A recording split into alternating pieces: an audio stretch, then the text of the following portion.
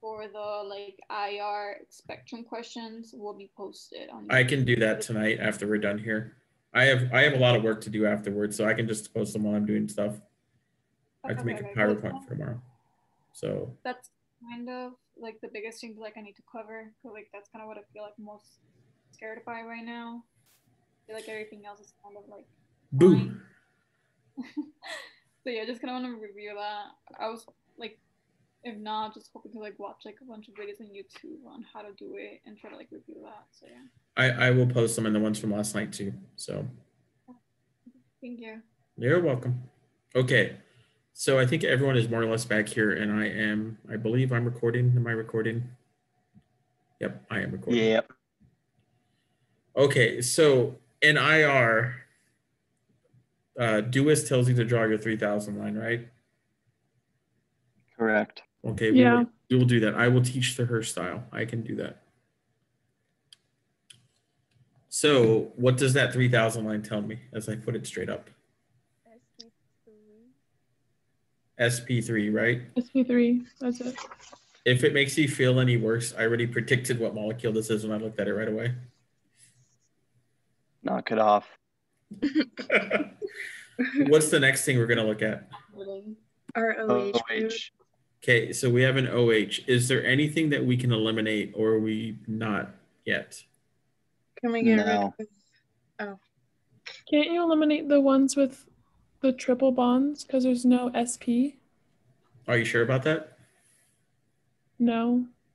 No. Where do SPs pop up at? The SP carbon hydrogen. Like the very far more left. than 3000. It's like 3200, 3400, right? Yeah. What is blocking that right now? Our OH.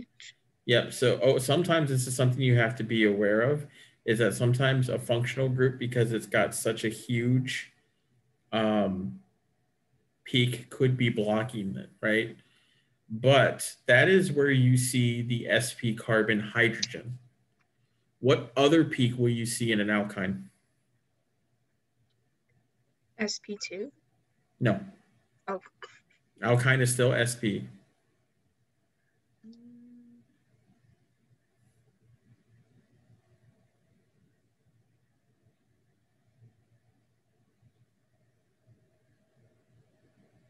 Like on the 3000 side? Nope.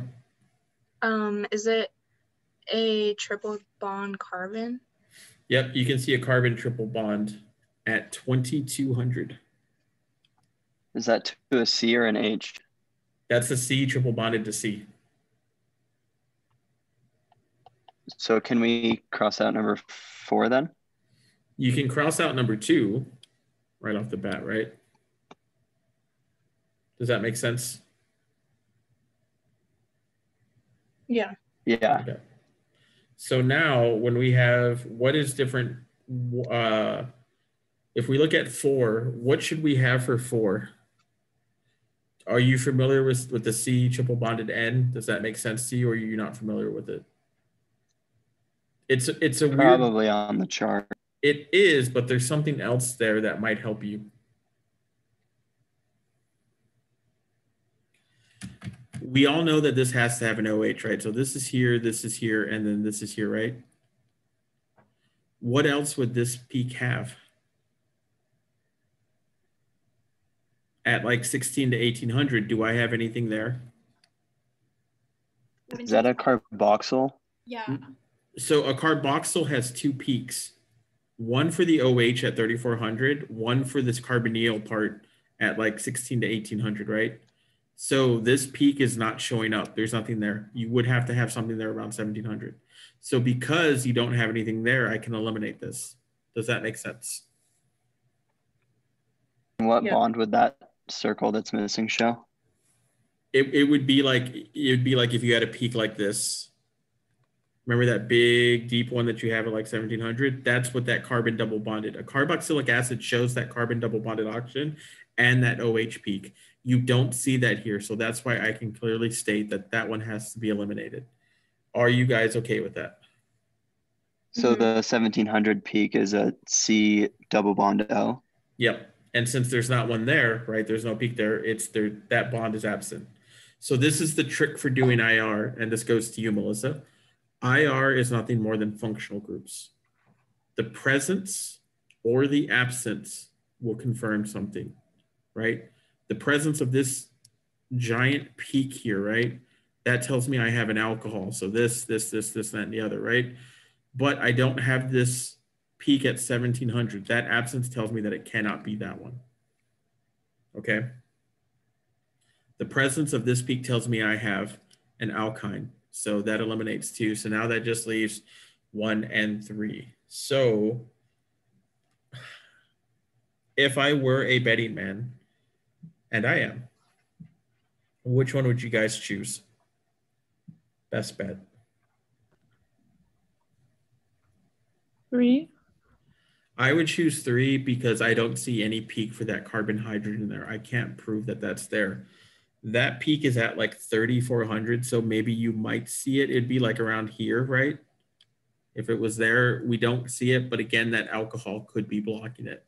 But does that make sense? So when you do IR, IR tells you nothing but functional groups. Pull what you can out as quickly as you can. Eliminate what you can as quickly as you can. One thing that I used to do when I did these types of problems is I would say, all right, is there an alcohol present? And I would say, okay, good, good, good, good. And then I would say, okay, well, let's take a look at the next one. Is there a carbon double bonded O? Nope, that eliminates that one, right? And then I would say, this is an alkyne. That eliminates that one. You can just go through and see if a peak is there or not, and just eliminate answers based on what's there. All right. So again, it just tells you functional groups. Do not try to get more from it than that. If you do, you're going to drive yourself mad. I promise you. Other questions right now? But how can we know like which answer to pick between 1 and 3? Because you said that we can't really prove that. Can you prove? I can prove that 3 is there, right? Because there's an alkyne, there's an OH. Can you prove that 1's there with the H at the end? Can you see the peak? How would the CH3 show up and for like 1? Like how would it look like? So if you just had imagine that alcohol peak wasn't there. At like 3,400, you would have a sharp peak like that. That's the carbon triple bonded to carbon H. That's what that peak would look like. Does that make sense? You can't see that that's there or not. So 3 is your best answer. I also think Dewis isn't quite so mean as to do that to you. I think she would make it very clear. Dewis is very nice. I know some of you are afraid of her for some reason.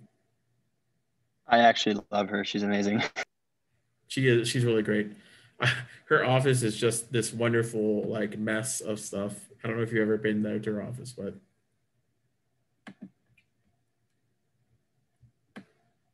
okay. What is the correct hybridization and molecular shape of sulfur shown? How many bonds and how many lone pairs are connected to that sulfur?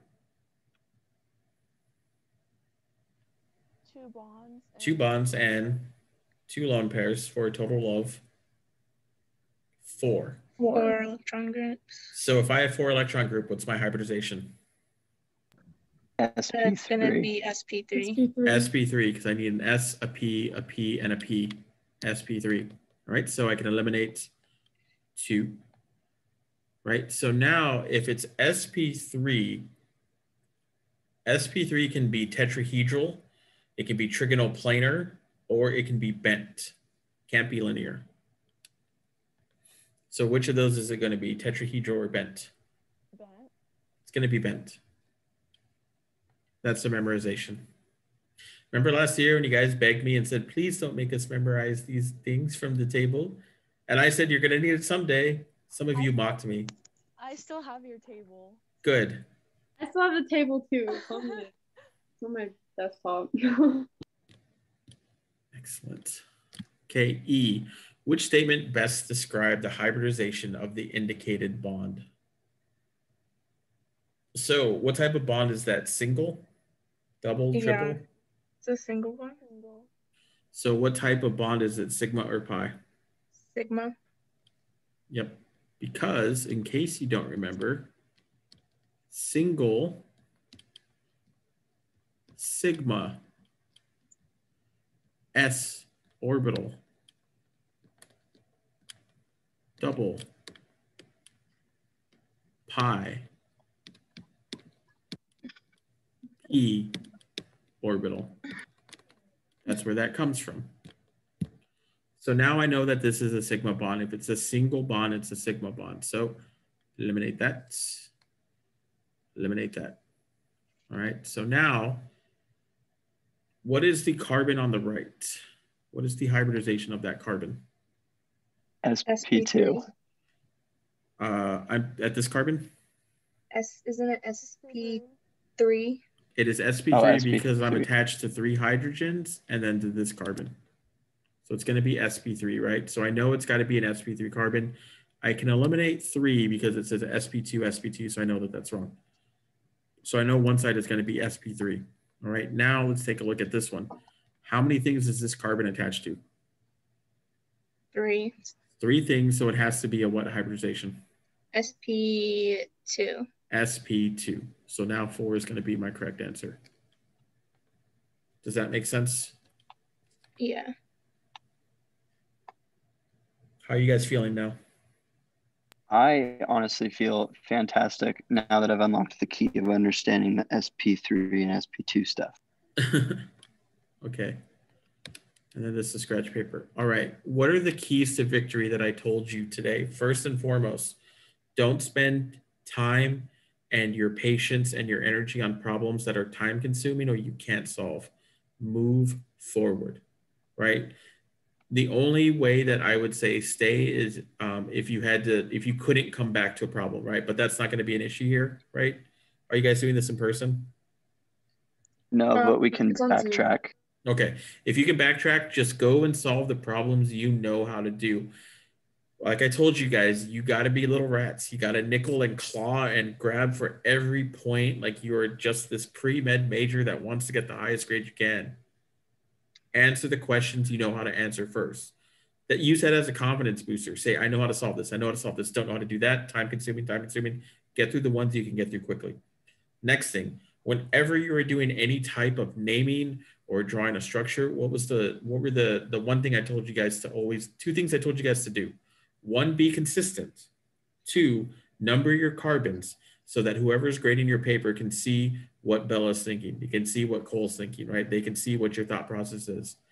And by consistent, I mean whatever way you number, just make sure you are following the correct trend. Okay? Hybridization. All hybridization is how many things you're connected to, right? If I'm connected to 4 things, I need 4 orbitals. So an S, a P, and a P. If I'm connected to 3, I need an S, a P, and a P. And if it's 2, an S and a P. Okay? For acids, when we talk about the strengths of acids, what were the 4 things we consider about the strengths of acids? Charge. What my hydrogen is attached to. This is the first thing, right? If they are all in the same row, the one furthest to the right. If they're all in the same column, the one furthest down. The next thing is resonance. Once I remove that proton, right? Whichever structure has the most resonance structures, that's going to be my most acidic proton. Next one was inductive effect. If resonance and what it's attached to are the same, inductive effect, the one that has the most negative atoms attached to it nearby. And then what was the last one? Hybridization. Hybridization, right? Basically, is it sp3? Is it sp2? Is it sp? Which one of those is most acidic? sp, sp2, or sp3? SP.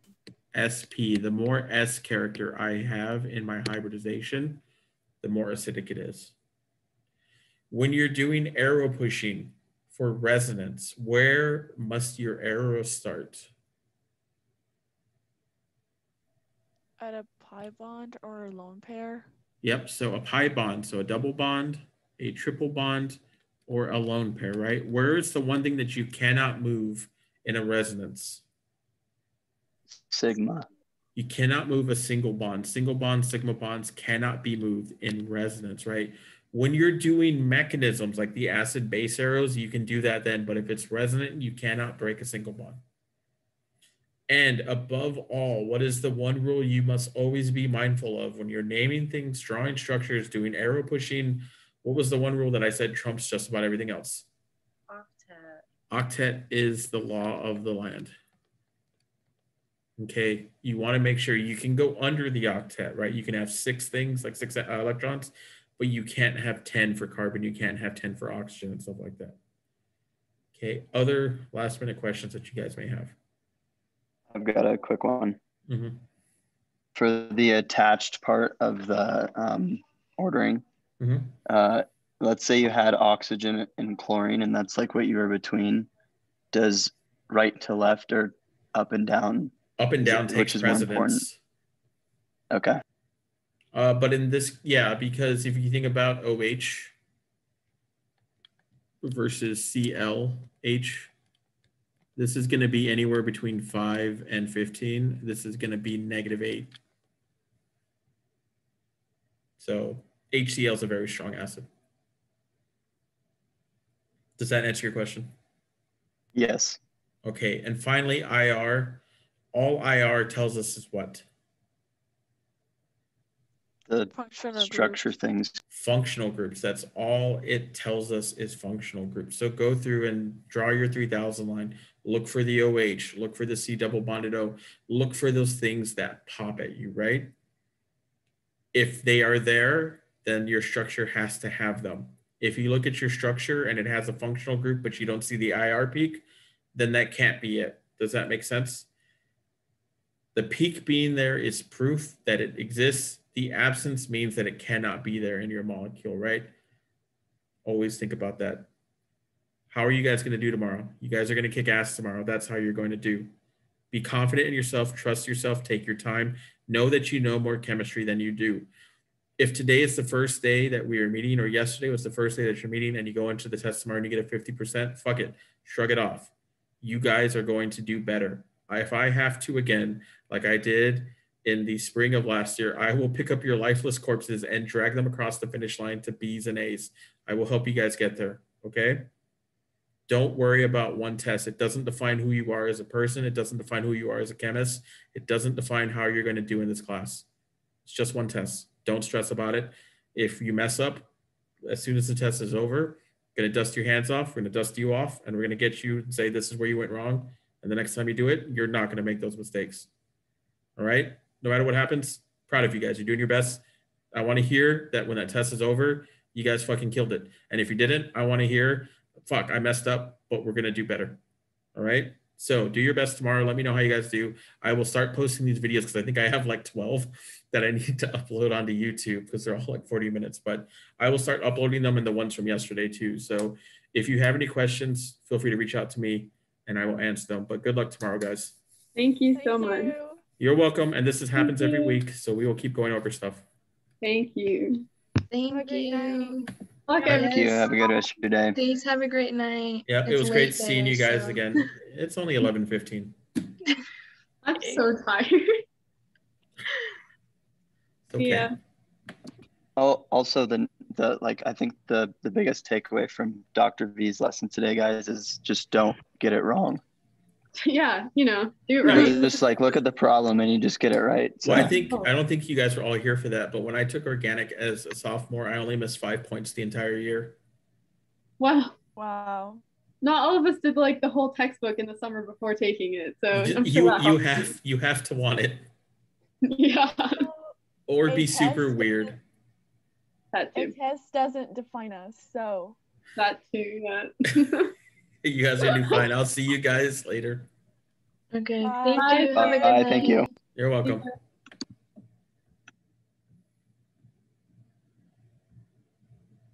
Bye, Melissa. I will upload videos as quickly as possible, but did you have any IR questions while you're still here so I can answer them? Do you want me to scroll back up to these things?